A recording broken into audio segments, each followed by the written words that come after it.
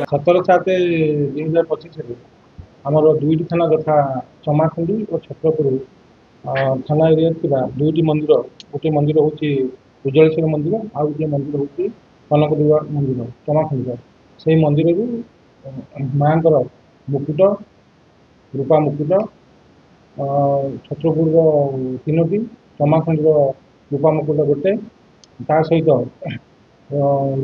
ମାଙ୍କର ରୂପାର ପ୍ଲେଟ୍, ଏସବୁ ଜିନିଷ ଚୋରି ହେଇଥିଲା। ଚୋରି ହେଇଥିଲା ବେଳେ ଉଭୟ ଛତ୍ରପୁର ଚମାଖଣ୍ଡି ଥାନାରେ ଦୁଇଟି ମକଦ୍ଦମା ରୁଜୁ ହେଇଥିଲା। ସେହି ମକଦ୍ଦମାକୁ ଆଧାରରେ ଚମାଖଣ୍ଡି ଥାନା ଆଉ ଛତ୍ରପୁର ଥାନା ମିଳିତ ଉଦ୍ୟମରେ ଆମର 6 ଜଣଙ୍କୁ ଗିରଫ କରାଯାଇଛି। ସେ 6 ଜଣ ନାମ ହେଉଛି ଅମିତି ପ୍ରଧାନ, ପିତା ଅଙ୍କୁର ପ୍ରଧାନ, ରୁଦ୍ର ପ୍ରଧାନ, ପିତା ଜଗନ୍ନାଥ ପ୍ରଧାନ, ଟୁକୁନା ପ୍ରଧାନ, ପିତା ଜଗନ୍ନାଥ ପ୍ରଧାନ, ଦାସ ପ୍ରଧାନ, ପିତା ସନ୍ନ୍ୟାସୀ ପ୍ରଧାନ, ରଘୁ ପ୍ରଧାନ, ପିତା ହାଡ଼ିବନ୍ଧୁ ପ୍ରଧାନ ଓ ଲେଜେଣ୍ଡା ଆଲିଏସ୍ ଦେବରାଜ ପ୍ରଧାନ, ପିତା ଯୋଶା ପ୍ରଧାନ। ଏମାନଙ୍କ ସମସ୍ତ ଘର ହେଉଛି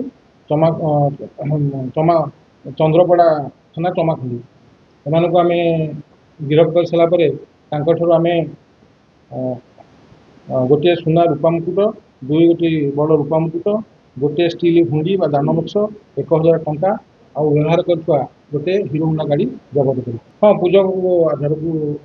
ପୂଜକଙ୍କ କଥା ଅନୁସାରେ ଆମେ ଚୋରକୁ ଧରି ସାରିଲେ ପଚାରିଲୁ, ପୂଜକକୁ ବି ପଚାରିଲୁ ନା ଏଇ ଘଟଣା ଆଉ ଅନ୍ୟମାନେ ଅଛନ୍ତି ଆଉ ସେମାନେ ଫେରାର ଅଛନ୍ତି, ସେମାନଙ୍କୁ ଅତି ଶୀଘ୍ର ଧରାଯିବ। ତାଙ୍କଠାରୁ ଆଉ ଯାହା ଜିନିଷ ରହିଯାଇଛି ତାଙ୍କ ପାଖରେ ସେମାନଙ୍କଠାରୁ ଜବତ। ଏ ସମ୍ପୂର୍ଣ୍ଣ ଚମାଖଣ୍ଡି ଥାନା।